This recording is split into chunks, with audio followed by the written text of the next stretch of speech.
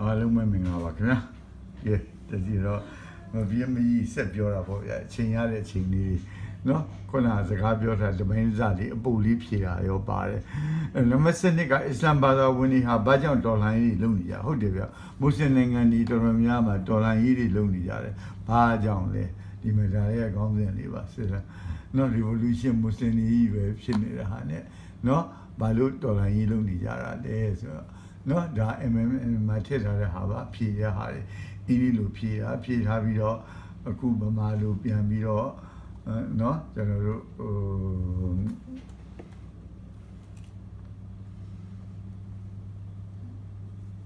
ဟုတ်ပြီပါကျွန်တော်လေစောစီရညှိမထားပဲနဲ့နော်ဒါ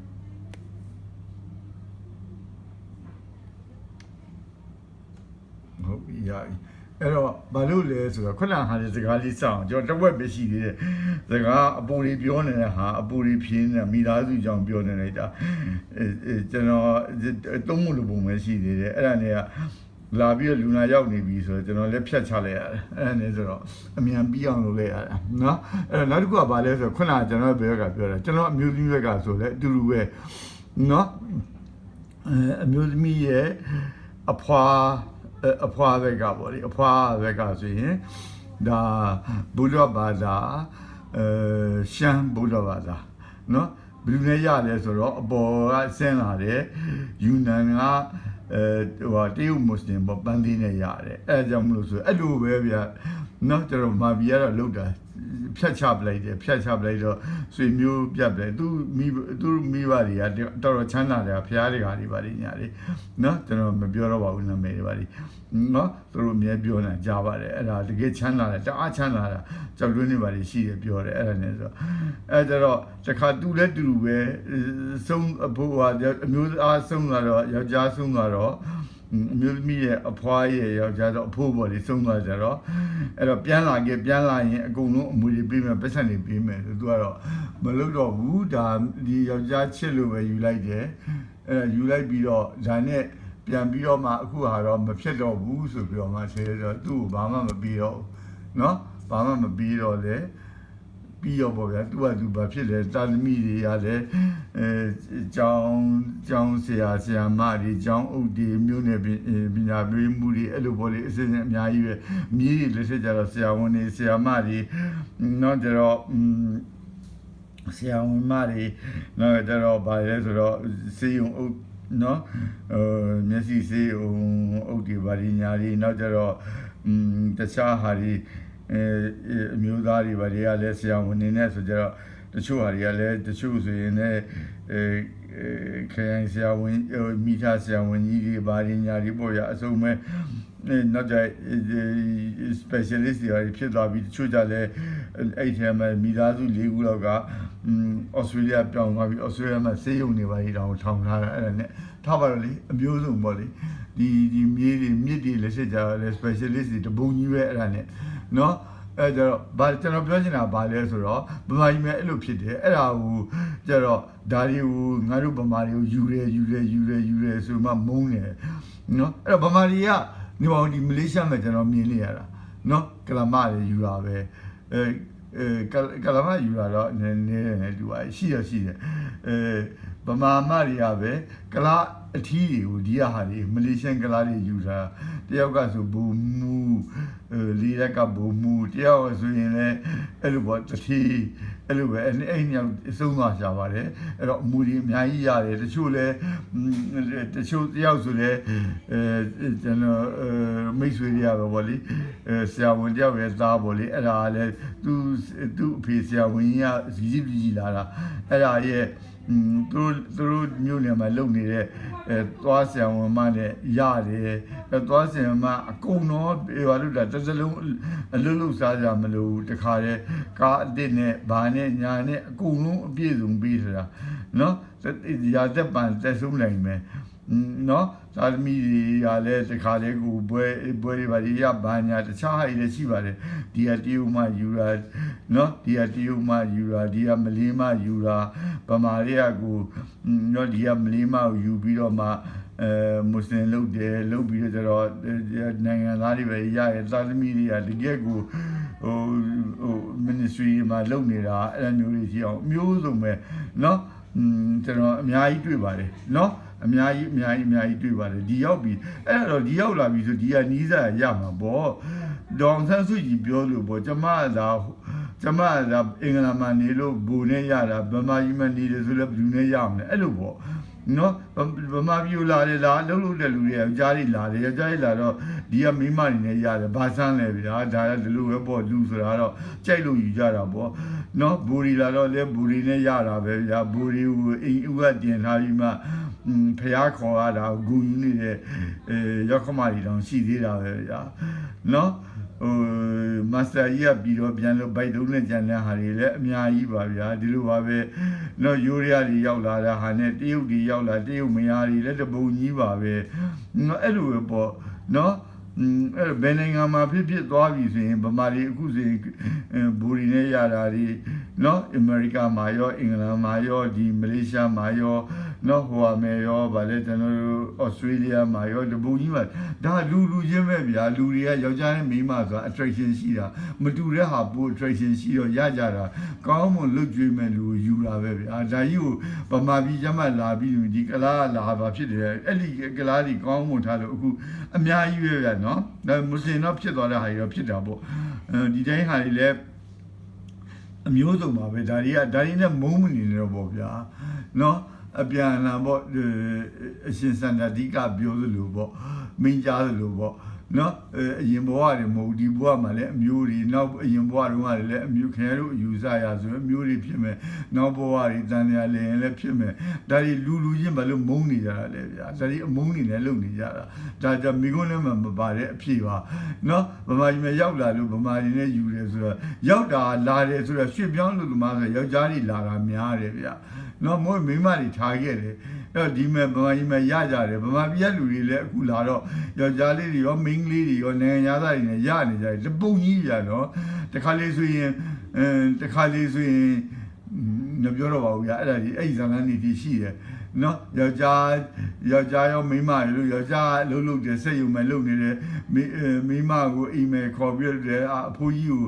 ကုသိုလ်တော်ရပါစေကျွန်တော်အဲ့လိုပြောသွားတယ်ဗျာသူကအဖိုးကြီးကိုသူကပြုစုရင်းနဲ့ယူလိုက်တယ်ဆိုတာမျိုးပေါ့ယောက်ျားတော့မသိဘူးပေါ့ယောက်ျားသူကသူတော်တယ်မှတ်လို့ယာလူတွေတိုးတယ်မှတ်နေတယ်ဆိုပြောတာကျွန်တော်လာပြောတဲ့လူရှိတယ်နော်ကျွန်တော်နာမည်နဲ့မပြောတော့ပါဘူးသိခါကြမယ်ကျွန်တော်ကတရားဆွဲခံမယ်လားတက်ခံရမယ်နော်ထားပါတော့အဲ့လိုမျိုးတွေတရားမှရှိတယ်အမျိုးစုံပေါ့ဗျာနော်ဟုတ်ပြီနော်နောက်ကြတော့ဒီဟာနဲ့ယူပြီးတော့မှဒီဟာနဲ့ယူပြီးတော့မှဟိုအင်ဒိုနီးရှားမှနဲ့တော့ပြန်ကြိုက်နေတာမျိုးတို့ဒါမှမဟုတ်ရင်ဟိုဟာနဲ့တခြားဟာတယောက်ကိုမောင်လေးလို့ဆိုပြီးခေါ်ထားပြီးတော့အဲ့ဒါကြိုက်နေတာမျိုးလို့အဲ့ဒါတွေရောလူဘွားတော့ဒီလိုပဲသူဆိုတာဖောက်ပြန်တာရှိတယ်ဘာဖြစ်တယ်ညာဖြစ်တယ်ဒီကလူတွေကအယူကြီးတွေဖြစ်လို့အဲ့လိုမျိုးနဲ့ပေါ့လေဒီကမိန်းမလည်းအတူတူပဲအဲ့လိုမျိုးနဲ့မိန်းမကိုလည်းအဲ့လိုလုပ်တာယောက်ျားကိုလည်းအဲ့လိုလုပ်တာဒီကဟာတွေဒီကလူမျိုးတွေလုပ်တာတွေအဲ့လေလက်ပြောပြီးစိတ်နာနေလို့ပဲဒါသူ့ဟဲ့နဲ့သူပဲကျွန်တော်ကတော့ထားကိုမထားတော့မိတာသူ့ဟဲ့လူဒါပဲဒါတော့လူဆိုတာတော့ဒီလိုပဲပေါ့ဗျာဖောက်ပြန်တာလည်းရှိတယ်နီးစပ်ရနဲ့လည်းရှိတယ်အခြေအနေရဖြစ်တာရှိတယ်တခါလေအဖိုးကြီးယူလိုက်ပြီးတော့နောက်ထပ်တစ်ယောက်ကိုထပ်ပြီးတော့အဖိုးကြီးကိုဒီကဗီဇာရဖို့ကယူလိုက်တယ်ယူလိုက်ပြီးတော့နောက်တစ်ယောက်လည်းဖောက်ပြန်နေတဲ့ဟာတွေအများကြီးရှိတယ်ဗျာနော်အဲ့တော့ခင်ဗျားတို့မုန်းမနေကြပါနဲ့တော့အဲ့လူတွေလည်းတယောက်ချင်းလူတော့ခင်ဗျားတို့အပြစ်လည်းပြောနေတာသူ့အချိန်နဲ့သူ့အချိန်ခံနေပေါ့လေဒါတော့ဟုတ်လားအဲ့ဒါတော့မှားတဲ့မှန်တယ်ကျွန်တော်တို့ဆုံးဖြတ်နေကြမလို့ဘုရားသခင်ကဆုံးဖြတ်နေမယ်သူကံတရားသူ့ဘသူဝိလေရာရှိလဲလဲလိမ့်မယ်အပြစ်ပေးရာရှိလဲအပြစ်ပေးလိမ့်မယ်ခင်ဗျားတို့ကဘာလို့မှဒီ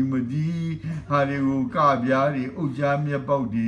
ဘာလို့ဒါလေးတို့လုပ်ပြီးတော့မွတ်စလင်မတခြားတရုတ်နေရတာဟာကြရင်တော့ခင်ဗျားတို့မခွဲဘူးညာเนาะအဲ့တော့ခင်ဗျားတို့အမုန်းစိတ်လေးတွေနည်းနည်းရှော့ပေါ်တော့စဉ်းစားဖို့ကခင်ဗျားတို့လူမျိုးတွေလာနေယောက်ျားတွေရောမိန်းမတွေရောအဲ့လိုဖြစ်တာเนาะယောက်ျားတွေလည်းဒီမဲ့ယူပြီးတော့မှ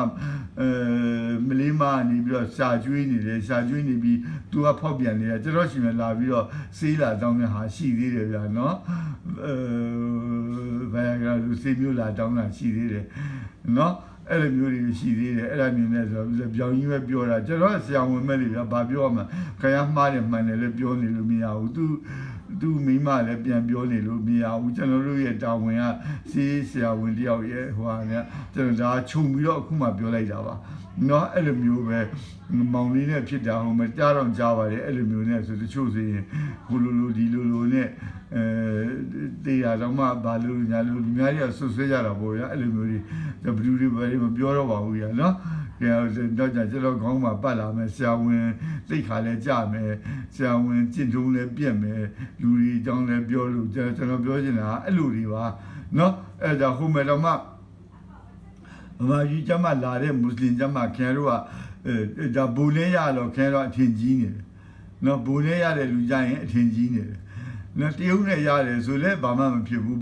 မာစတာကြီးနဲ့ရတော့လဲကိစ္စမရှိဘူးဘူနဲ့ရတော့လဲဘူဆိုတာလေဗမာပြည်သားတို့ကဘူတွေနဲ့ရထားတာကြီးလဲအများကြီးပဲနော်ကာပြားကြီးအများကြီးပဲနော်အဲ့တော့ဘယ်လိုလဲဗျာခင်ဗျားတို့ကလည်းမွတ်စလင်ကျမပဲမုန်းတာမွတ်စလင်ဖြစ်လို့မုန်းနေတာကာပြားဖြစ်လို့မုန်းတာမှမဟုတ်ပဲနဲ့နော်မွတ်စလင်ကမတူလို့ခင်ဗျားနဲ့အကုန်လိုက်မလုပ်နိုင်လို့ဘာသာရေးရမလုပ်နိုင်တာပဲဗျာလိုက်စားလို့တော့မရဘူးပေါ့ဗျာဒါပေမဲ့အဲ့တော့တိရမှာပေါ့ကျွန်တော်တကယ်ချင်းနေအများကြီးရှိပါတယ်ဒီအောင်မင်းတို့ဘာတို့ညာတို့ရောဆိုဒါအများပေါင်းနေတာတိတတ်ပါတယ်ဗျာနောက်ကြတော့ရခိုင်ကြီးဟုတ်လားမင်းညာတို့ဘာတို့ညာဒေါက်တာမင်းညာတို့ဘာတို့ပေါ်တော့အောင်မင်းတို့နော်ကျတော့မွတ်စလင်တွေကဟာရောမွတ်စလင်ဆိုင်မှပဲသွားတယ်မွတ်စလင်ဆိုင်မှစားတယ်အဲ့လိုမျိုးနဲ့နော်အဲ့လိုမျိုးမဟုတ်ဘဲနဲ့ဟာရှိတာပဲလူမျိုးရေးဘာသာရေးအစွဲနဲ့တက်ကြီးကိုဒီငါတို့ကဒီဝဇာပါတဲ့ဆိုင်မှာခောက်ဆွဲမှာကောင်းတာဆိုတာနော်တိတ်နာမည်ကြီးတဲ့နော်တချင်းနေပါရဲ့မှာတော့မှသူ့ယောက်ျားနေထည့်ပြီးဆက်လိုက်တဲ့ဟာအခုလည်းအဲ့လိုပဲဖြစ်တာပဲကျွန်တော်တို့ရန်လုံနေအလကားနေနဲ့နော်ထားပါတော့အဲ့လိုမျိုးတွေပေါ်ရဘာလို့မုန်းတာလဲဗျာကျွန်တော်ကတော့အစရကဒင်းစာထဲမှာစမြင်တဲ့ကလူယွန်ရတာမှန်လေးရနေဆိုတော့အထင်ကြီးပြီးတော့သူ့အိုက်ဒေါနဲ့ထားပြီးတော့မှနော်စိတ်တူရောလေကျွန်တော်အဲ့ချာလာမယ်သူကရှိနေကြတော့အဲ့လိုမျိုးနဲ့သူ့ယောက်ျားဆိုလဲတအားကြီးကိုကျွန်တော်တို့အိုက်ဒေါအနေနဲ့ဆိုထားပြီးတော့ချစ်နေတာဒီရောက်တော့လေအဲ့လိုမျိုးနဲ့ဒါပေမဲ့အခုကျမှအလကားနေနဲ့ဒီဘာဟိုအကြောင်းစရေးလိုက်တာနဲ့ဗာလဲတီတာထွေးအကြောင်းရေးလိုက်တာနဲ့ကျွန်တော်ရန်လုတ်တာစပြီးတော့မှအကုန်လုံးဟာနဲ့ထားတော့လေအခုတော့မသိရတာမသိပါဘူးအခုချိန်ကြီးအောင်လဲရန်လုတ်တုံးရှိနေတာပဲဟိုလူကျွန်းတင်းကနေဘယ်တော့ကသူကအဓိကတော့မဟုတ်ပါဘူးပါတာပဲเนาะကျတော့ဟိုကနေလဲမန်လေးဟိုဆရာဝန်များမိသားစုကနေလဲပယ်တော့အောင်ဒီအောင်ပယ်တော့ဘာဖြစ်လဲဘာမှဖြစ်တာမဟုတ်ဘူးညာတပြားမှလည်းပယ်မသွားဘူးစိတ်နာလို့ပြောနေတာအခုကအဲ့လိုမျိုးလူတွေပြင်ကြပါဆိုနောက်ကြောက်လည်းရှိပါသေးတယ်အဲ့ဒီဟိုဟာတီတကူရဲ့ရှိမှလုံးလာကျွန်တော်ဖြင့်သဘောကျလို့ဒါယူလေးနဲ့ချောတယ်လားတကယ်ချင်းနဲ့ရည်စားပါတကယ်ချင်းနဲ့ရတာဟိုလိုဘာဖြစ်အလုပ်လဲတူလုပ်ခဲ့တာဆိုကျွန်တော်ခင်မင်တော်လေးကိုခင်မင်တာအဲ့ဒါလည်းတူတူပဲ Facebook friend တော့လက်မခံဘူးအဲ့လိုမျိုးနဲ့ပေါ့လေတကယ်ချင်းနေမယ်လေအဲ့လိုပဲဘာသာရေးလူမျိုးရေးနဲ့ဟာနဲ့မွတ်စလင်ဆိုလိုက်ရင်အဲ့ဒါနဲ့ကနော်အခုချိန်မှာပူဖြစ်သွားတာပေါ့လေအရင်ကတော့မွတ်စလင်မျိုးလောက်ကြီးမဖြစ်ပါဘူးအခုမှတော့ပူဖြစ်သွားတာပေါ့နော်အဲ့လိုမျိုးလေးတွေပြည့်ရပါကြတကယ်ချင်းတွေကလည်းရှိတာပဲဒါပေမဲ့ထူးဆန်းအဲ့ဒီမင်းညာတို့ရွှေညာတို့ညီကိုတွေကကြတော့သူတို့ကသူအေးစိနေလို့သာပါကျွန်တော်ပြန်ကြားပါတယ်ကိုရမယ်ပြောတာဟာနဲ့တကယ်ချင်းတော်ကိုကြီးဘယ်လိုလဲတော်ကိုကြီးရှိတဲ့နာဒါကိုမပေးလို့ဒီလိုဖြစ်တယ်မို့ရင်ဘယ်လိုအခြေအနေအခုချိန်မှာဆိုဘယ်လိုအခြေအနေဖြစ်မှာဘာညာဆိုအဲ့လိုမျိုးတွေဒီအောင်နော်ပမခဌာနမှုလို့ဟာမျိုးဖြစ်ပြီးတော့မှထွက်သွားမှာသူတို့ပြောတော့ပါနော်ကျွန်တော်ဖြစ်ချင်လို့မဟုတ်ဘူးကျွန်တော်အခုလိုနေရတာကျွန်တော်ပို့ပြောပါတယ်အဲ့ဒီမဖြစ်တော့လေဘာလို့မှသူတို့ပြောပြန်ငုံခံပြီးအခုလိုတွေပြောနေမှာမဟုတ်ဘူးဟုတ်ပြီနော်အဲ့ကြတော့ဘာလဲဆိုကျွန်တော်ပြောတာတော့လူချင်းပဲဗျာနော်လူချင်းမဲ့ဒရဝါရီတော့မှဒရဝါရီအလုံးလုံးမေတ္တာထားရသေးတာကလားလွယ်ပြီးတော့အကုန်လုံးမေတ္တာထားနေတယ်နော်အမြတ်တမ်းဝေတယ်မေတ္တာပို့တယ်ကလားပဲလွယ်ပြီးတော့မှကပြားလွယ်ပြီးတော့မှဆိုနော်အဲ့လိုလို့လဲတိုင်းပြည်ကြီးရတယ်သွားပြီဗျာနော်ကျွန်တော်တို့လည်းဆင်းရဲနဲ့တိုင်းပြည်ကြီးလည်းဆင်းရဲသွားရတာနော်ဆဲတာနော်ကျွန်တော်ဒီမှာဆိုရင်တော့တေချာကိုပူယူဆိုင်ကုပေးပါရခိုင်နေလာတယ်ဆိုရင်ရိုဟင်ဂျာကိစ္စလည်းဖြစ်တယ်ဟာပူယူဆိုင်ပြီးလို့ငါအမှားပါလို့မဖြစ်ဘူးငါတက်မဟုတ်တာလုပ်တယ်လို့ထင်မှကြောက်ရတယ်ပူပြီးတော့မှချွတ်ချွတ်တာပြောတယ်ပူပြီးကောင်းမှပြောတယ် အဲ့ဒါကိုလာရည်သေးတယ်ပြောမောင်တော်ဘက်ကလာလို့နော်ဘယ်လိုမွတ်စလင်တွေဘယ်လိုမုန်းနေလဲမသိကျွန်တော်ရှိမှလာတော့ကောင်းမွန်နေပါလာရတော့သူကမောင်ဘုရားမောင်တော်ဘက်ကလာတာဆိုတော့ဟောကျွန်တော်ရုပ်ကလေးရုပ်တွေဗျာအများကြီးပါပဲရခိုင်ကြီးလာတာအဲ့လိုဆိုတော့မွတ်စလင်မလို့ဒါတော့မွတ်စလင်လားလို့လည်းမမီးလိုက်ဘူးဒါအမဟိုရိုဟင်ဂျာမတ်လို့ရိုဟင်ဂျာလူလည်းမမေးလိုက်ဘူးမဟုတ်ရင်လည်းခက်နေဦးမှာကမန်လည်းရှိတာပဲရခိုင်မွတ်စလင်လည်းရှိတာပဲဗာလဲညာလဲဆိုမှမဟုတ်ဘဲနဲ့ဟိန္ဒူဖြစ်ရင်လည်းဖြစ်နေမှာဆိုမှမေးလိုက်တာဗာလူမွတ်စလင်လားဆိုတော့ထအော်ရဗျကျွန်တော်ကလားမဟုတ်ဘူးဟာကျွန်တော်လည်းစိုးလိုက်တာမဟုတ်ရင်ကျွန်တော်ဓာတ်ပုံရိုက်ပြပါတယ်ဗျအဲ့ဒါနဲ့ရိုက်ပြဆိုပြတယ်ကျွန်တော်လည်းတင်ပြလိုက်မယ်ဗျအခုရိုက်နေတယ်နော်ကျွန်တော်လည်းမကြည့်ပါအရေးနဲ့နော်အမွေးပင်လည်းပင်ရှိတယ်ဒီမဲ့မြင်ရလားဒီမဲ့ချက်ဝကြည့်ဦးမလားနော်ဘာအမွေးမှမရှိသူ့လက်မှာအမွေးပေါင်းကျွန်တော်တွေအစတစ်ဆောင်လုံးများတယ်ကျွန်တော်လည်းအဲ့ကြတော့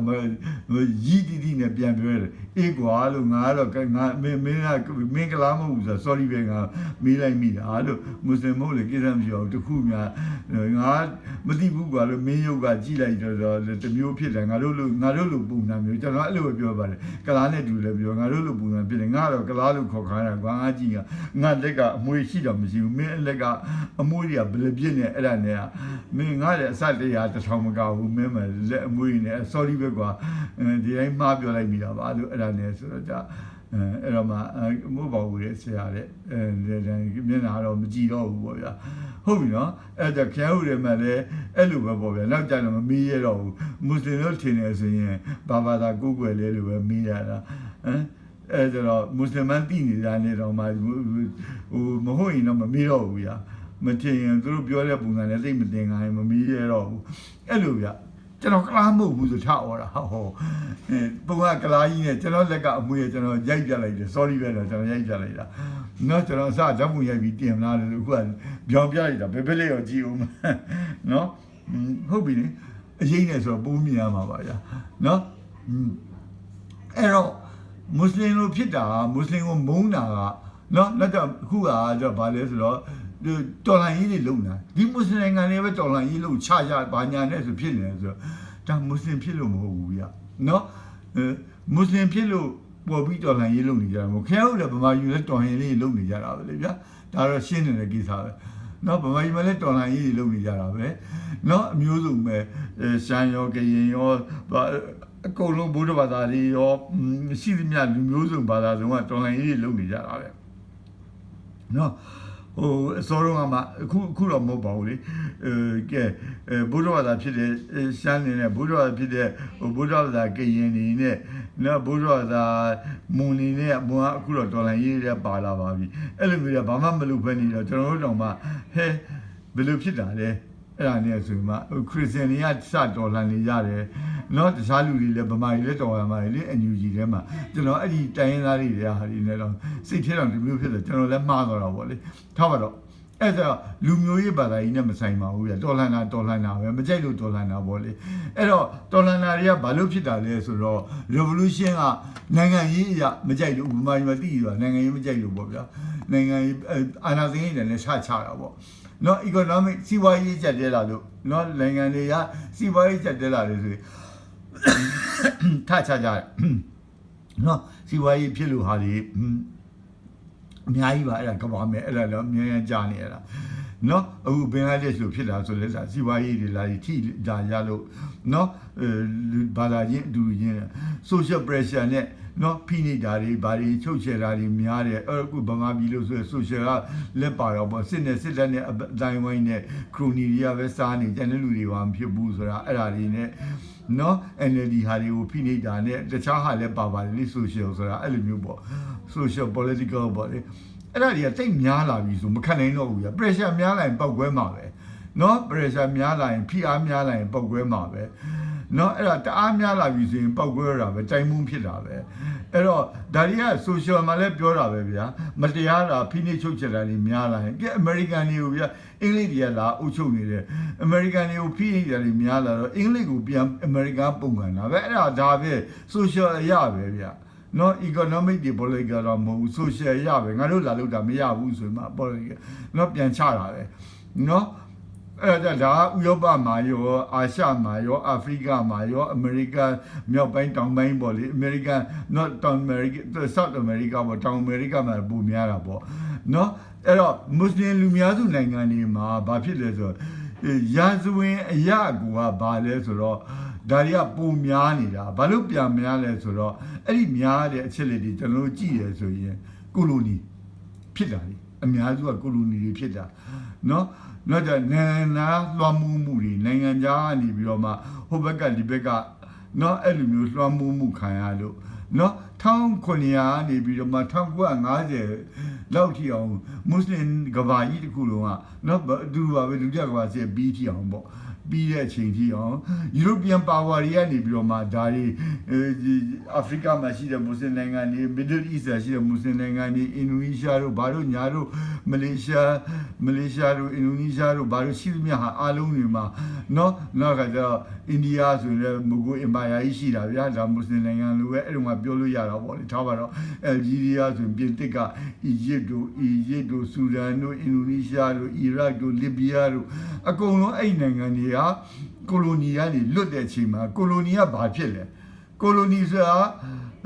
ဟိုဟာတွေမလုပ်တော့ဘူးညာ local government တွေမရှိတော့ဘူးเนาะတိုင်းနိုင်ငံသားတွေတိုင်းရင်းသားတွေပေါ့လေအဲ့တိုင်းရင်းသားတွေပေါ့လေတိုင်းရင်းသားတွေရဲ့အုပ်ချုပ်မှုကဘာမှမရှိတော့ဘူးသူတို့ကပဲလုပ်နေတာเนาะအကုန်လုံးကသူတို့ကမလေးရှားမှာဆိုရင်သူတို့ကဆိုလန်ဒီပါတီကိုဆက်ပြီးတော့ခန့်ထားတယ်အကြံပေးအနေနဲ့သူတို့ကခန့်ထားပြီးတော့သူတို့ကပဲအကြံပေးလို့လားအဲ့လိုမျိုးနဲ့လုပ်ပြီးတော့သူတို့ကပဲအုပ်ချုပ်နေတာပေါ့ဗျာအဲ့လိုမျိုးနဲ့သူတို့ပဲအုပ်ချုပ်တာယာလူကြီးတွေပါညာဗမာပြည်တဲ့အတူတူပဲရှိသမျှဟာအားလုံးကိုလူပြူပဲပေးထားတာเนาะဟုတ်ပြီเนาะနောက်ကြတော့အခွန်အကောက်တွေများတယ်ဗမာပြည်လည်းဖြစ်တယ်တကယ်လူကုန်တွေကောက်တာလူကုန်တွေထိကောက်တာအကုန်ရှိများအကုန်တွေအကုန်ကောက်တာအဲ့ဒါတွေပါတယ်ဒါကြောင့်မို့ထချကြတာပဲလေနော်မြေကုန်တွေလူကုန်တွေနော်နောက်ကလူမျိုးရေးဘာသာရေးမတူတဲ့ဟာနဲ့နော်ရှိရနော်စင်ကာပူတော့မှပမာဆုံးဟာဖြစ်တာနော်အဲ့ဒါလည်းကောင်းပါတယ်ဘာမှနည်းနည်းလေးတော့ပိုထက်တယ်ဗျာကျွန်တော်တို့စိတ်ချင်တော့ကာရင်ဂါနီဆိုတာအဲ့ဒါဗမာပြည်မှာတော့နော်ခင်ဗျားတို့သိအောင်လည်းပြောလိုက်ပါမယ်ဗျာတော်များလူတွေကမသိကြဘူးဗမာပြည်တော့ကဟိုဟာနဲ့နိုင်ဝင်ဥပဘမ်ညောမနော်တူနာမယ်ပါလေဒေါက်တာဘမ်မောဒေါက်တာဘမ်မောရဲ့လက်ထက်မှာသူကအတွင်းဝင်ဗျာနော်စူဘတ်ချန်နာဘူးရဲ့ဟိုအမေထောက်ခံပြီးတော့မှဟိုဒေါ်လာရင်းမဲ့ပါတော့အိန္ဒိယဒေါ်လာရင်းမဲ့ပါတော့ကြတော့သူ့ကိုဖမ်းမဲ့လုပ်တယ်ကြသူပြေးလာပြီးတော့မလေးရှားမှာနေတယ်ပြီးတော့စင်ကာပူမှာနေတယ်အဲ့တော့မလေးရှားမှာလည်းလုတ်ခဲ့တာနော်သူဘာကြီးလုတ်ခဲ့လဲဆိုတော့ဟိုဟာဒီလုတ်ခဲ့တာဗာလဲဒီမလေးတွေကနေနေတာဟိုဒီဗမာပြည်လာတဲ့အိန္ဒိယမွတ်စလင်နော်ဒါခဲတော့မလို့ချင်ဘူးဆိုတော့လေနော်တခြားနေရာမှာသွားပြီးတော့ရေကြီးရမျက်နှာရမှာဟိုဖြစ်တာပေါ့တရုတ်ကဗျာလည်းကြည့်ပြီလားဂျာမန်ကြီးနော်သူတို့တွေကတရုတ်နဲ့မလေးတရုတ်နဲ့အင်္ဂလိပ်နဲ့သတင်းစာတွေဂျာနယ်တွေ35မျိုးဗျာမလေးရှားစင်ကာပူဟောင်ကောင်တိုင်ဝမ်မှာအကုန်လုံးသူတို့ထောင်နေတာကဲဒါတရုတ်ကနော်ဒီကဗျာဆိုခင်ဗျားတို့ကနေတယ်နောက်ကကြဒီဟာတွေကိုမုန်းတာတွေနော်ဒီအဲ့ဒီကာရင်ဂန်နီစီမလေးရှားမှာမလေးတွေကသူတို့အခု script ကသူတို့ရဲ့ဟိုဟာလေအခရာတွေကအင်္ဂလိပ်လိုဟိုရှေးတုန်းကဟာဂျာဝီနဲ့သူကပြန်ထွင်ပေးပြီးအဲ့ဒီသတင်းစာသူထုတ်တာဗျာနော်ဗမာပြည်လာတဲ့မွတ်စလင်များနော်အိန္ဒိယမွတ်စလင်ပေါ့လေနော်အဲ့ဒါကြတဲ့ခါဟိုဟာဒီ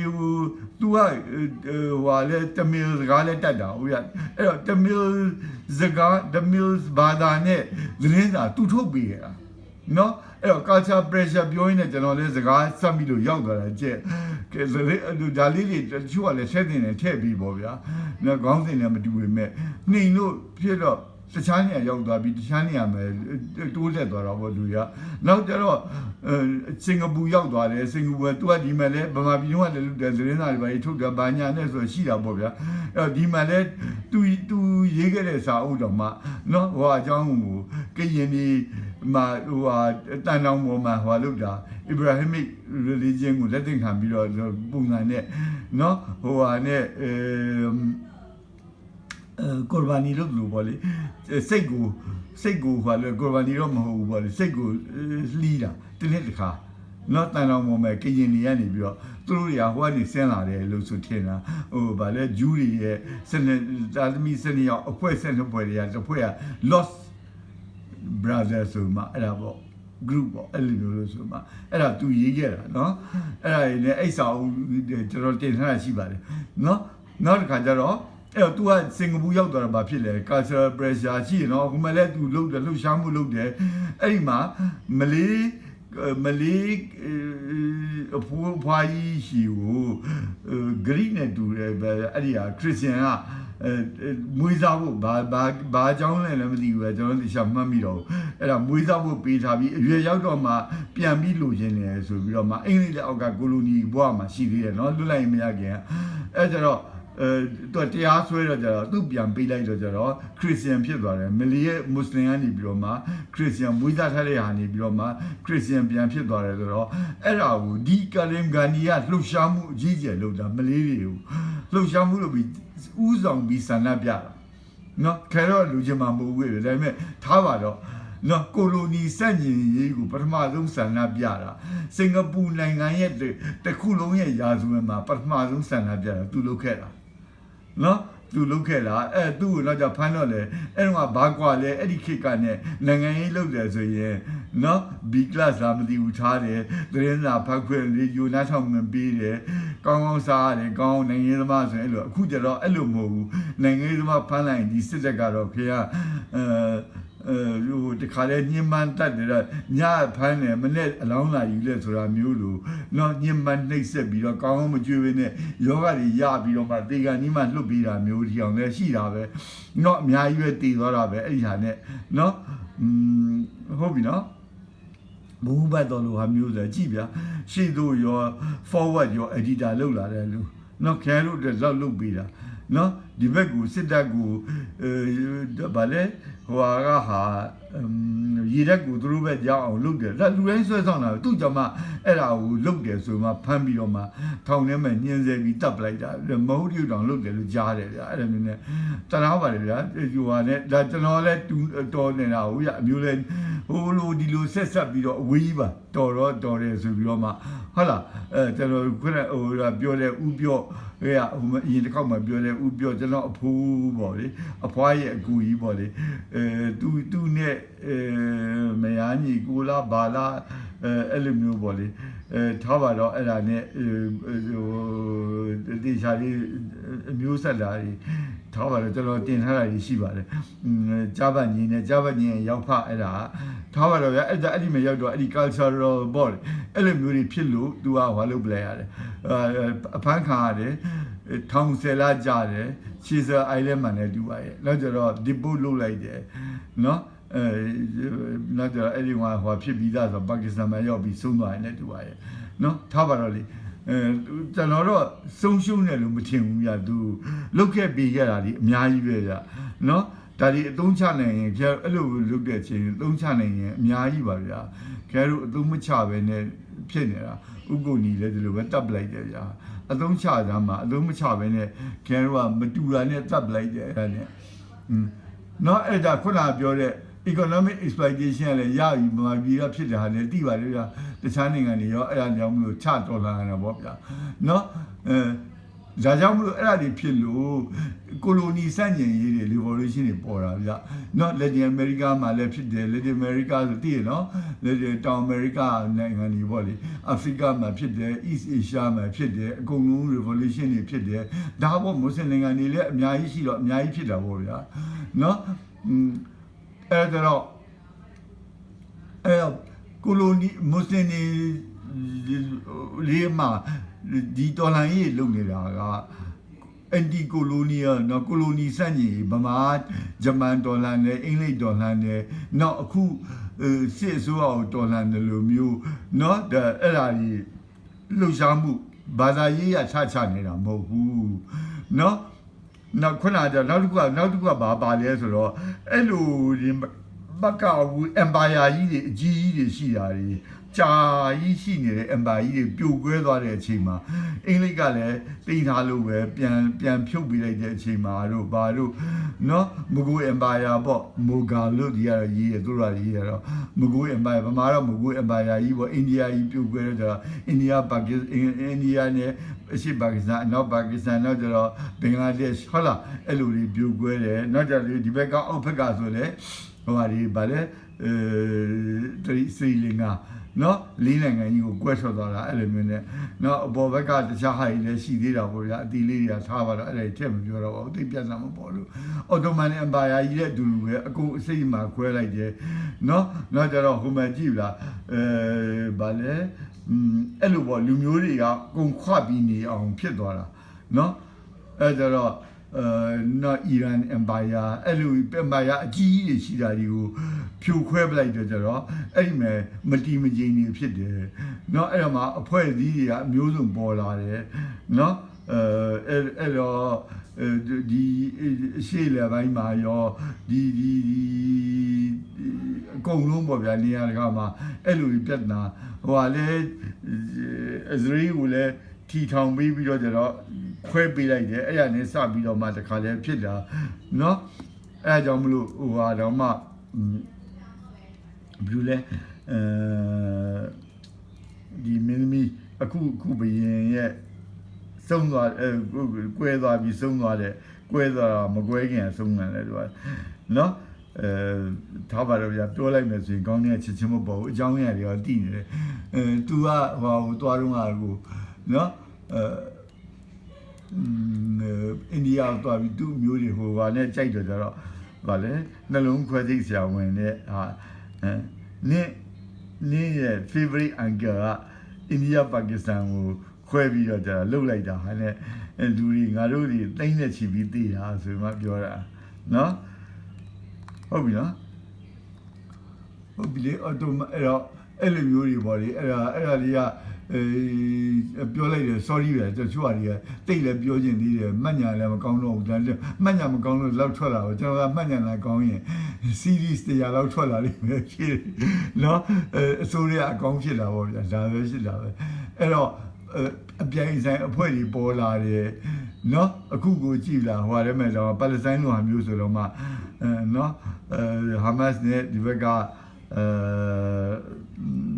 အရင်ကရှိနေပြီးသားပြိုင်ဘက်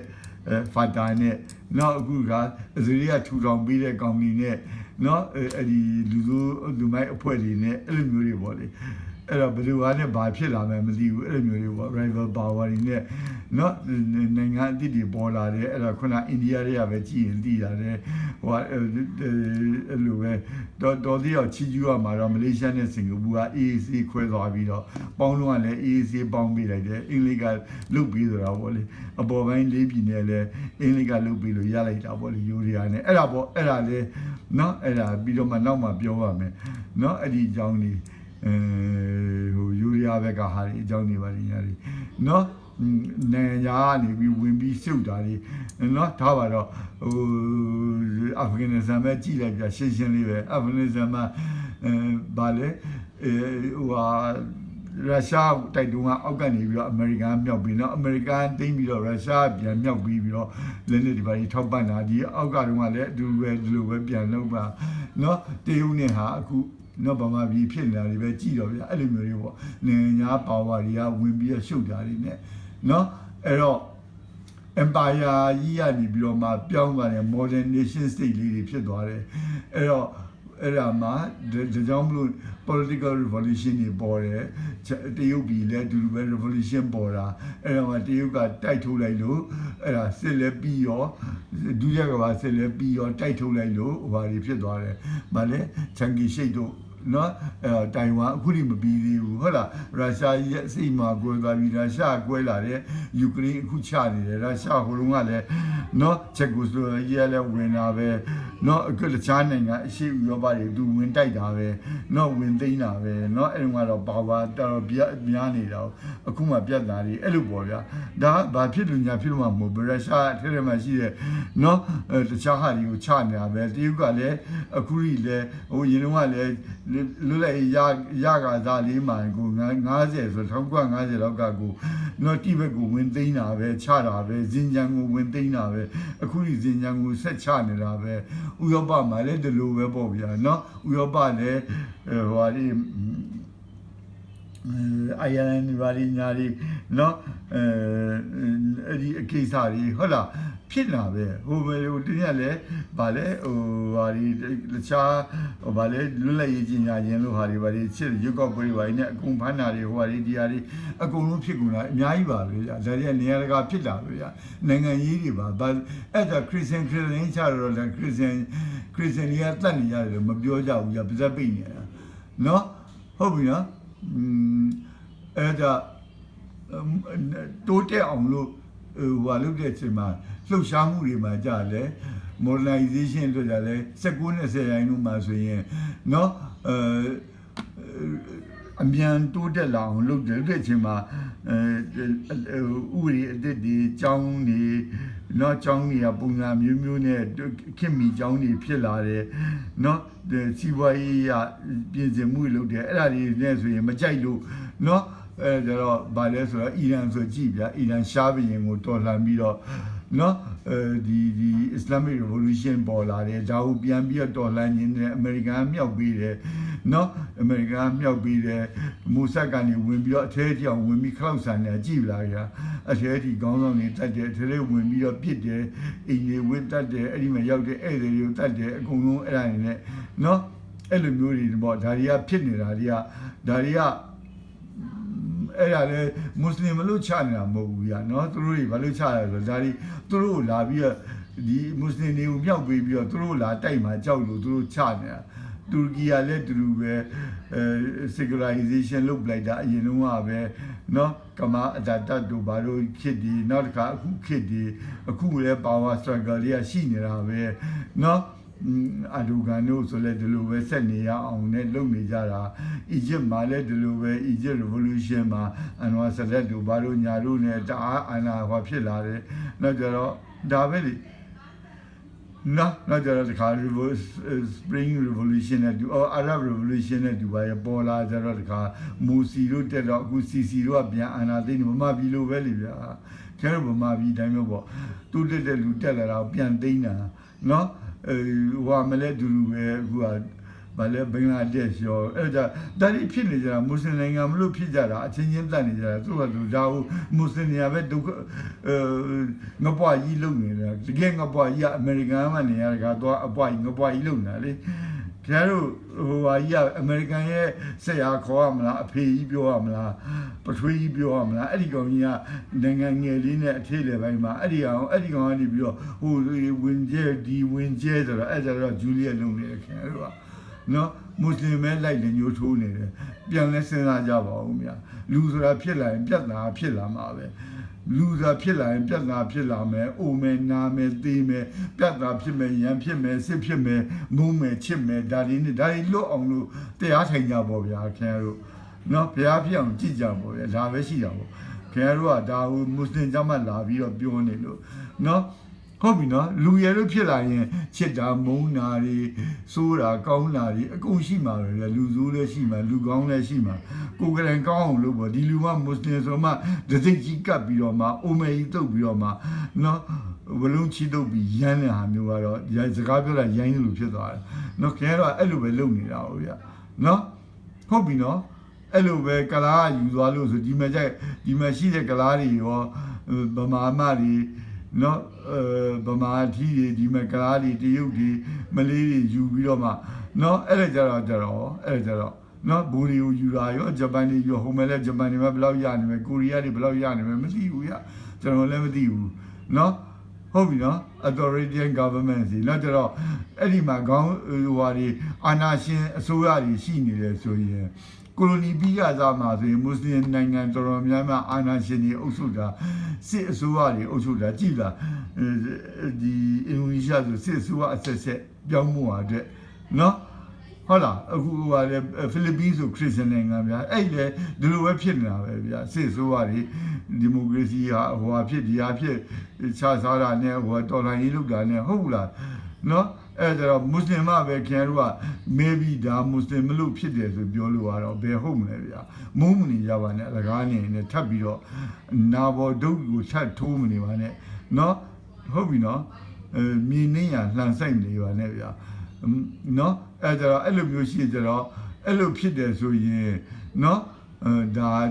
ဆန္ဒပြတာဒီပုံမှာဗမာပြည်လေးဆန္ဒပြတာပဲခေါင်းပြစ်တာမျိုးကတော့ကဘာမှတောင်ရှားသေးတယ်ဗျဗမာတွေကစံချိန်တင်သွားတာနော် rebellion နိုင်ငံတစ်ခုတည်းမှာ rebellion ဘယ်လောက်ထွက်တယ်ဆိုတာကြည့်ကျန်တို့ဗမာနိုင်ငံကိုဘယ်လိုမိမှာလဲ revolution တွေဘယ်လောက်များတာဆိုဗမာနိုင်ငံဘယ်လိုမိမှာဒါကိုကလာဆိုပြီးမွတ်စလင်ဆိုပြီးလိုက်မုန်းမနေပါနဲ့ဗျာသူ့အချင်းကြီးသူ့နိုင်ငံသူ့ဟာသူနဲ့ပေါ့သူ့အရက်နဲ့သူ့ဇက်နဲ့ပေါ့ဖြစ်မှာပေါ့ဗျာဒီလိုပဲဖြစ်မှာပေါ့ဒါကြီးကိုလိုက်မုန်းနေပါနဲ့ဒါကြီးအကြောင်းပြပြီးမွတ်စလင်ဆိုတာကောင်းတာမဟုတ်ဘူးဆိုပြီးလုပ်နေပါနဲ့နော်လက်တင်အမေရိကမှာချီလီရောဖြစ်တယ်အာဂျင်တီးနားမှာဖြစ်တယ်အီးယူရိုမှာလည်းဒီလိုပဲဖြစ်တယ်အာဖရိကအရှေ့ဥရောပနိုင်ငံတွေမှာဖြစ်တယ်မီဒယ်အီးမှာဖြစ်တယ်အရှေ့လယ်ပိုင်းနိုင်ငံတွေမှာဖြစ်တယ်နော်အခုဖြစ်မှာပေါ့ဗျာဒါတွေကတော့လူဆိုတာရှိရင်ပြဿနာဆိုတာရှိမှာပဲဗျာနော်ဒါတရားကျင့်ပေါ့ဗျာမဖြစ်စေရင်နော်အဲ့တော့ revolution ဆိုတာကတော့not တော့ political participation restricted ဝင်ပါလို့မရအောင်နိုင်ငံရေးမှာဝင်ပါလို့မရအောင်အခုလည်းကြည့်ပြီလားခင်ဗျာနော် NLD မှာပါတဲ့ရွေးကောက်ပွဲကြီးလုပ်တာအဲ့ဒါနဲ့ revolution အဖြစ်မှာပဲဗျာမပြီးတော့ဘူးခင်ဗျားတို့ပြီးသွားမယ်မင်းအောင်လိုက်ကိုမင်းအောင်လိုက်ခင်ဗျားကဘိုးချုပ်မင်းအောင်လိုက်နော်ခင်ဗျားအဲ့လိုမပါခွင့်မပေးရင်ဖြစ်မှာပဲဟောအေးရလဲနိုင်နေဆိုမှအဲ့ဒီမှာအခုတော့နေရာအောက်ပိုင်းလေးတွေပေးပါရဲ့ဒါပေမဲ့ခင်ဗျားတို့ရလုံနေတာပဲနော်ရိုဟင်ဂျာစက်ညီလုံနေတာပဲခင်ဗျားတို့ရောစစ်တပ်ကရောအတူတူပဲနော်မွတ်စလင်ကင်းစင်တဲ့ဟိုဟာကြီးကိုဗာလဲဒေါ်စုတို့ရောလုပ်ခဲ့တာပါလီမန်ကြီးကိုပါလီမန်တော်မှကင်းစင်တော့ကြတော့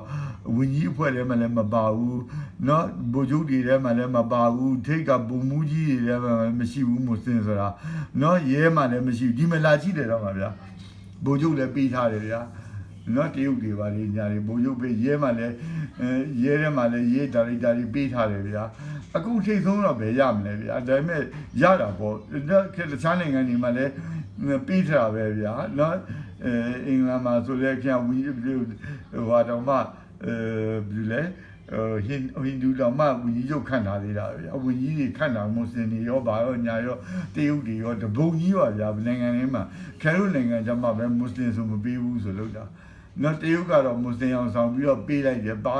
ရမွတ်စလင်တွေ sorry တရုတ်ကတော့ပမာအောင်ဆောင်ပြီးတော့မှပေးလိုက်တယ်နော်အဲ့ဒါလည်းပြောနေတာခဲရုအဲ့ဒါကြီးလည်းထိမယ်လေနော်ဟုတ်ပြီနော်ဒါနောက်ရောက်တဲ့အချိန်မှာပြောတာပါခေါင်းထဲဝင်လာလို့ပါထိုင်ဥချတာနဲ့လည်းသိထင်မနေနဲ့ဘုရားရုပ်ဘွားတော်ကြီးကိုသူတို့ရဲ့ဟိန္ဒူဘုရားကြီးနဲ့တူထားလို့ကွမ်ရင်မယ်တော်ကြီးနဲ့တူထားလို့ဆိုတာအများကြီးနော်ပေါမောခတွေဌာနမှုတွေကျွန်တော်အိမ်နေမမြင်မှုတယ်ဗျာသွားကြတော့တယ်သွားကြတော့ဆိုတာဟိုလူတော့ကျွန်တော်တို့ဘာသာရမကြတော့တယ်လက်ဆောင်သွားပေးတယ်အစားတော့အနေကြီးရဲ့ကြီးဆိုသွားပြီးတော့ပို့တယ်အိမ်မှာချက်တယ်ကောင်းကောင်းချက်တယ်နေဆိုရင်အဲ့လိုမျိုးပို့တယ်ဆိုရင်တွေ့နေတာကျွန်တော်တို့အံ့ဩသွားတယ်ဟာကွမ်ရင်မယ်ကြီးပါလားဒါဆိုအဲ့ဒါနဲ့ပဲတင်လာတဲ့ဟာအဲ့အကြောင်းကဘုရားသာတင်ပါပြောက်တင်ရော့ချသွားတာဗျာနော်ခင်ဗျားတို့ကတော့ကျဉ်လက်နေတယ်ခင်ဗျားတို့ရှစ်ခိုးလိုက်တယ်ဆိုမှဒါပေမဲ့အဲ့ဒါနေကဆွဲချသွားတာဟုတ်ပြီနော်ဒန်းတူညှိပလိုက်တာခင်ဗျားတို့နော်ဒန်းညှိပလိုက်တာသူတို့ဖျားတွေနဲ့နော်ခင်ဗျားတို့ကအဟိုကြီးမှတ်နေအတိတ်ကိုဟုတ်တယ်ငါတို့ဖျားကိုကျွန်တော်တို့ကကိုယ့်ဟာနဲ့ကိုခင်ဗျားတို့ကလည်းကိုယ့်ဘာသာနဲ့ကိုကျွန်တော်တို့ကလည်းအစ္စလာမ်ကလည်းကိုယ့်ဘာသာနဲ့ကိုနော်ခင်ဗျားတို့ကိုလည်းပလီဆရာကိုလာပြီးမရှိခိုးခံဘူးဖျားကိုလည်းကျွန်တော်တို့မရှိခိုးနိုင်ဘူးဒါပေမဲ့အပြန်အလှန်လေးစားမှုချစ်ခင်မှုနဲ့အပြန်အလှန်နားလည်မှုရှိရဆိုရင်အဲ့ဒါတွေကလိုတာဗျာနော်ခင်ဗျားတို့အဲ့ဒါလေးဒီမုန်းနေလို့ကတော့အလကားပဲရန်လုံးနေလို့စစလုံးပြီးမှလည်းမဟုတ်ဘူးအဲ့တော့အဲ့လိုမျိုး political participation မပေးရင်အဲ့ဒါတွေဖြစ်လာတာပဲဗျာနော်ဟုတ်ပြီနော်religion နဲ့မဟုတ်ဘဲနဲ့အားလုံးပဲပြတာတခြားနေရာလည်းမပေးဘူးလေမပါဘူးလေဗျာခင်ဗျားတို့အထဲမှာဘယ်လောက်ပါလဲအခုနောက်ပိုင်းမှာပေးလာတာပဲเนาะထိတ်ဆုံးမှာအာနာပိုင်နဲ့မှာဘယ်လောက်ရှိလဲเนาะကရင်တွေရင်တော့ကာဝေးဥရုပ်ရှိတာဖြုတ်ချတာပဲเนาะ တန်တဲ့ဟာကြီးလေဖြုတ်ချတာဘယ်သူမှမပေးဘူးလေသူတို့ခင်ဗျားတို့ဗမာပဲယူထားကြတော့အဲ့တော့တန်တဲ့လူတွေချတာပေါ့နော် economic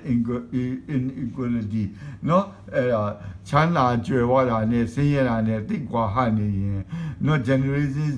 generation Z ဆိုဒါနဲ့ချကြတာနော်ဟိုအမေဘာလဲဘင်္ဂလားဒေ့ရှ်မှာချထဲတယ်လားတခါလဲပြုတ်ထွက်သွားတယ်နောက်တစ်ခါကျတော့ဟိုအမေလဲချကြတယ်ဘာလဲဖိလစ်ပင်းမှာလဲချကြတယ်အဲ့လိုပေါ့ generation Z တွေကတော်တော်ဗမာပြည်လဲအဲ့ဒါနဲ့စတာပဲညာနော်နောက်ကျတော့အလုံးလက်မဲ့တွေများလာရင်ပြန်ချတာတွေပေါ်လာမှာပဲနော်စင်ရချမ်းသာကွာဟာမှုတိတ်များလာရင်ချလာမှာပဲ Arab Revolution အဲ့လိုနဲ့ဖြစ်တာပေါ့ဗျာကြီးတက်ပြီးပိုက်ဆံထားကြမရှိအောင်နော်အိမ်သာအိုးတောင်မှရွှေနဲ့ကွတ်ထားတာရွှေနဲ့ကွတ်ထားမဟုတ်ရွှေချထားတာမဟုတ်ဘူးဗျာရွှေနဲ့လှုပ်ထားတဲ့ဟာတွေနဲ့အဲ့လိုဟာမျိုးတွေနော်အဲ့လိုလူမျိုးနဲ့စားကြမရှိအောင်စင်ရနေတဲ့ဟာနဲ့အဲ့လိုမျိုးနဲ့ဆိုတာချတာအဲ့လိုကဗာလေအတိတ်ကြီးရောက်တဲ့လူလားမသိဘူးအဲ့ဒါနီနီဆွေရဖမ်းလို့အဲ့ဒါနဲ့စတာလေဟုတ်တယ်မလားဟုတ်ပြီလေအကေဒါတွေကအဲ့ဒီဟာဖြစ်တာမွတ်စလင်ကြောင့်မလို့ဖြစ်တာမှမဟုတ်ဘဲနဲ့ဟုတ်ပြီနော်မွတ်စလင်တွေကပဲချပြီးတော့ရန်လိုပြီးတော့ချနေကြတာအကြံဖက်သမားတွေမှမဟုတ်ဘဲနဲ့ခင်ဗျားတို့အဲ့လိုမထင်ကြနဲ့လေဗျာဒါစီးပွားရေးအရာဖြစ်တာနော်နိုင်ငံရေးပုံစံလေးတွေဖြစ်တာနော်ဘာသာရေးမဟုတ်ဘူးဗျာနော် global conflicts and proxy war တွေရှိတယ်ကဘာနဲ့ချီပြီးတော့အရှိအနောက်အမေရိကန်နဲ့အခုအမေရိကန်နဲ့တရုတ်နဲ့အမေရိကန်နဲ့ရုရှားနဲ့အရင်ကတရုတ်နဲ့ရုရှားနဲ့အခုတရုတ်ကနေရာတကာနဲ့လိုက်ပြီးတော့ရန်လိုနေတယ်ငပွားကြီးဖြစ်တော့မယ်တရုတ်ကနော်အဲ့လိုဖြစ်တော့ proxy war တွေကြည့်လေဗမာပြည်တော်မှကြည့်ပြီလားတရုတ်ကလေကျွန်တော်လက်ခံထားတဲ့ဟာတွေကမြောက်ပိုင်းညီနောင်တွေကတိတ်ချရတာနော်အတားလေးသိရင်တရုတ်ကသာဇက်ကိုမဆွဲလိုက်ဘူးဆိုရင်ခင်ဗျာမန်းလေးအတားလေးသိမ့်မှာပဲဟိုဟာလည်းအတားလေးသိမ့်မှာပဲဗာလဲနေပြီးတော့လည်းအတားလေးသိမ့်နေမှာပဲတရုတ်ကဇက်ဆွဲလိုက်တယ်နော်ရက်တော့ဆိုပြောရတယ်ဒါခါရက်တာမရက်လို့ကျတော့လေဖြတ်လေးပြက်တွေပဲလုတ်ပြီးတော့အကုန်လုံးဖြတ်လေးပြက်တော့မဟုတ်ဖြတ်၅ပြက်ပေါ့ဗျာဖြတ်လေးပြက်အပြင်ကိုအင်တာနက်ပါဖြတ်တော့ဖြတ်၅ပြက်ဖြစ်သွားတာပေါ့နော်ဟုတ်ပြီနော်အဲ့လိုမျိုးနဲ့နော်အဲ့တော့ကိုဝါဒီစီအေးတက်ခါလာမှာဆိုရင်proxy battle ဒီအာဖဂန်နစ္စတန်မှာဟိုခုနပြောပြီးတာပါယီမင်မှာဆီးရီးယားမှာဟိုဘက်ဒီဘက်ရုရှားဘက်ကကူလေဒီဘက်ကလည်းမွတ်စလင်တွေနဲ့တချို့အုပ်စုတွေဟိုဘက်ကလည်းမွတ်စလင်နဲ့တချို့အုပ်စုတွေဟိုဘက်ကတော့ခေါင်းဆောင်ကြီးကရုရှားဒီဘက်ကခေါင်းဆောင်ကြီးကအမေရိကန်အဲ့လိုမျိုးတွေပေါ့ဗျာနော်အကုန်လုံးexternal power support different version နော်နိုင်ငံသားဟာတွေကဟိုဘက်ဒီဘက်ကိုနော်ဒါအောင်ပြောက်ပေးနေရတယ်နော်အဲ့တော့ဒါလူတွေကပို့ပြီးတော့တိုက်ပွဲတွေကပို့ပြင်းတာလက်နဲ့မပေးရင်တရုတ်ကမပေးရင်တရုတ်ကသာလင်းမြန်ကြီးမယောင်းပေးရင်တရုတ်ရဲ့လင်းမြန်ကိုပါကစ္စတန်နေပြီးတော့မှဗမာဝယ်တယ်ဗျာရုရှားလင်းမြန်ဝယ်တယ်တရုတ်လင်းမြန်ဝယ်တယ်ဗျာနော်တရုတ်ကနေပြီးတော့ဓာတ်စီရတယ်ဗျာတရုတ်ကဘုံနေရတယ်ဗျာအောက်ကပြန်ပစ်ဖို့ကကြဝကြတော့ပေးတာလင်းမြန်ပစ်တဲ့ဟိုservice to air missile အဲ့ဒါတွေပေးထားတယ်ဗျာပခုံးထမ်းဖြစ်ရတာတွေပေးထားတယ်ဗျာတော့မချရတော့ဘူးလက်နဲ့စက်ရုံနေ၄ခုလောက်ပေးထားတယ်ဗျာနောက်ကျတော့အဲ့လက်နဲ့စက်ရုံတစ်ခုပါ KIA မှာလည်းရှိတယ်ဗျာအဲ့လိုမျိုးတွေပေါ့ဗျာဟိုဘက်ဒီဘက်ကိုပေးထားတာဗမာအစိုးရလည်းပေးဒီဘက်လည်းပေးတယ်ငါမြတ်တာပါလေကတ်တွန်းကြောင်းဆိုတာငါစစ်ဆိုးရအောင်လီမြန်ပေးပြီးတော့ဒီဘက်ကလီမြန်ပြစ်တဲ့ဟာပေးရဲဆိုတာ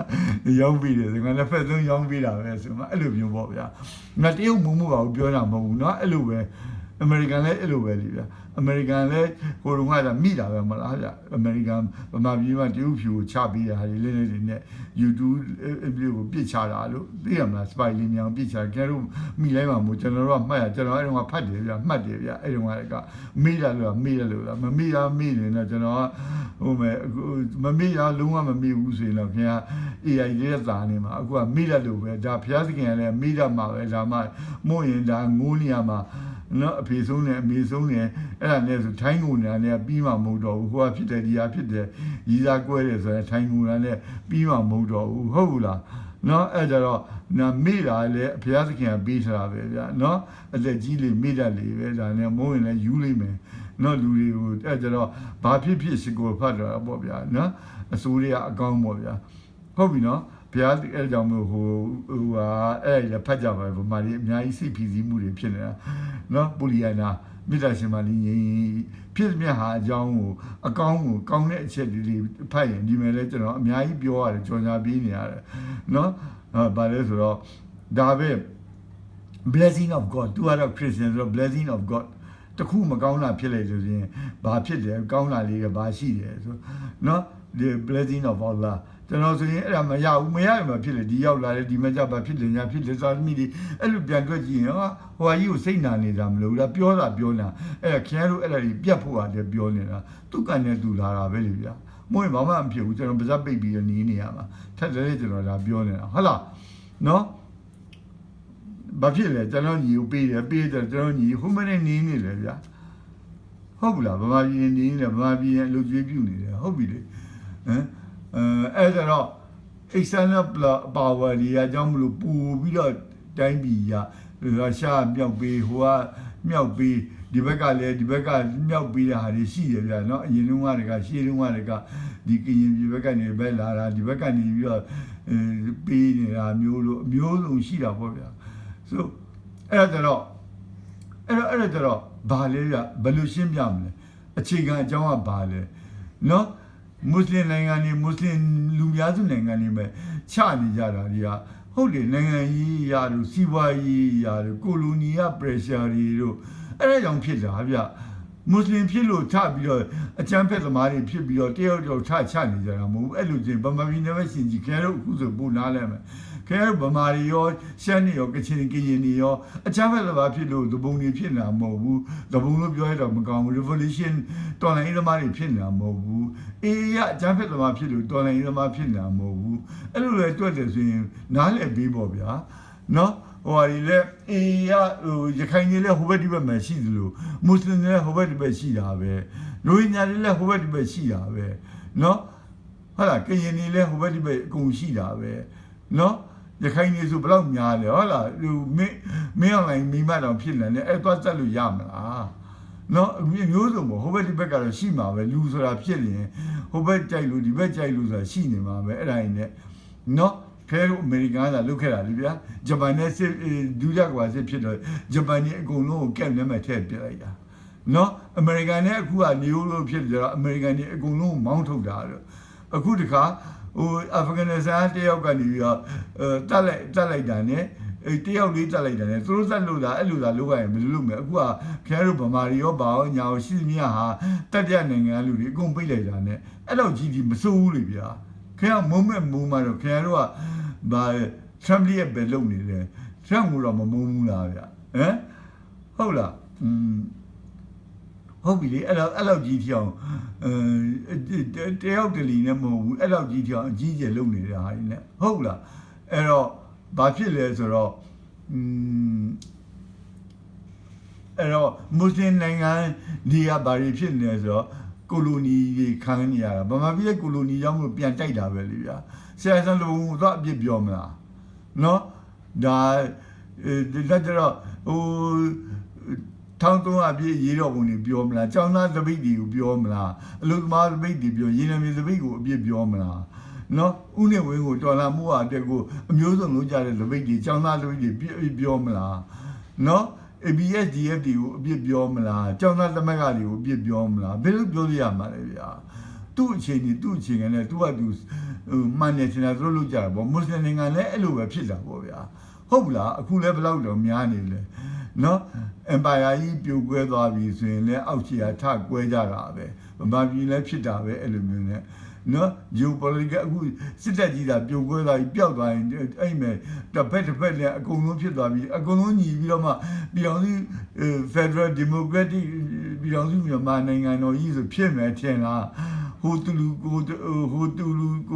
ကိုတမင်းနဲ့နောက်ဒီကတပုံနေနဲ့ပြန်ချတာနဲ့အဲ့ကြောင့်ယင်လေးတယ်ဗျာ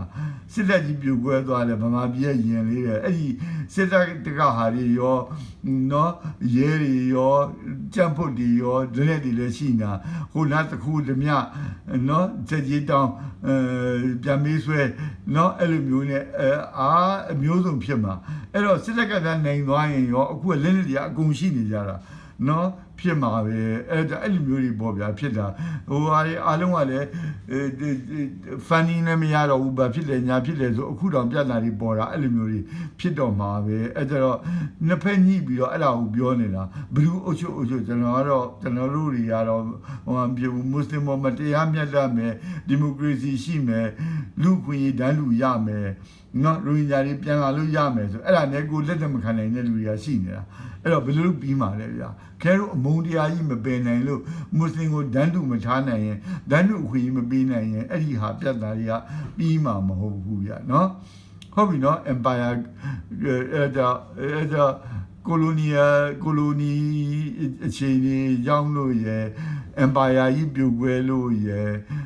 နော် geopolitical competition ဆိုတာအမေရိကန်နဲ့အခုတရုတ်ပေါ့ဗျာအဲ့ဒါနဲ့အမေရိကန်ဝင်လာပြီးချရင်ပို့ပြီးတော့ဖြစ်တော့တရုတ်ကလည်းပို့ဟိုလိုပေါ့ဗီယက်နမ်မြောက်ပိုင်းတောင်ပိုင်းကိုရီးယားမြောက်ပိုင်းတောင်ပိုင်းအခုလိုဖြစ်နေဗီယက်နမ်လိုပြန်ပေါင်းသွားရင်တော့တော်သေးတာပေါ့မ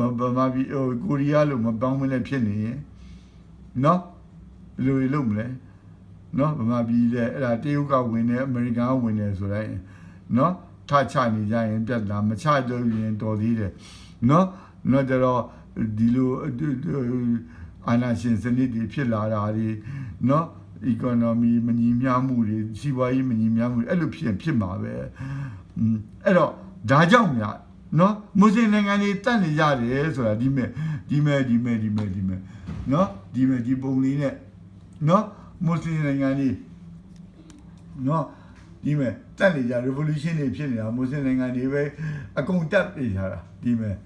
လာမွမ်မဒ်ဆူလာကျန်နေလာနဲ့နော်အကုန်လုံးအဲ့လိုနဲ့ဒါပေမဲ့အဲ့လိုလိန်နေလို့လဲလာပဲဗျနော်ဟုတ်ပြီနော်ဘာလို့ဖြစ်တာလဲဆိုတော့ဖြစ်ရတဲ့အကြောင်းက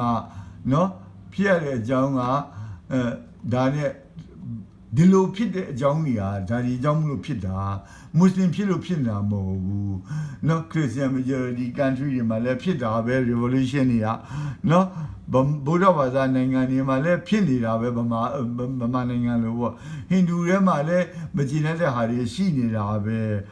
နော်နော် secular ဒီမှာလည်းဘာသာရေးနဲ့မပါဘဲနဲ့ secular ဖြစ်နေတယ်အင်္ဂလန်မှာဆိုလဲ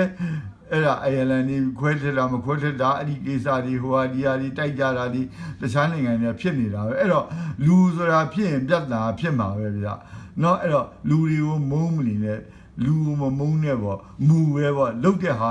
မူနဲ့အခြေအနေနဲ့ကိုမုန်းပေါ့လုတ်ရက်ကိုမုန်းပေါ့ကောင်းရင်ကောင်းတယ်စိုးရင်စိုးတယ်ပေါ့နော်အဲ့ဒါစိုးတာကိုအလုံးကမချဲတိုင်းတယ်ပေါ့ဒီကောင်ကကလားမလို့စိုးတာအုတ်ကြားမြက်ပေါက်လို့ဒီကောင်ကဘာဖြစ်တယ်ညာဖြစ်တယ်အဲ့လိုမျိုးတွေမလုပ်ကြနဲ့ပေါ့ဗျာ